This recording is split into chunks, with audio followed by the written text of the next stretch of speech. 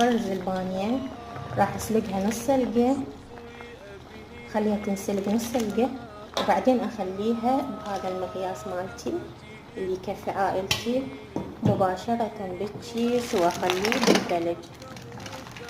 انا عندي خليتها بالثلج، وما اريد اخلي البانية مباشرة بالماء حتى ما تروح المادة الغلامية اللي بيها، لان هو الطعم بالمادة الغلامية. وضفت وياها ثوم، 5 فصوص من الثوم على كل تشيز. هاي طريقتي كل سنة انا معتمدتها. مرة سويتها بدون سلق طلعت مو طيبة، فرجعت على الطريقة القديمة مالتي مالت امهاتنا وجداتنا.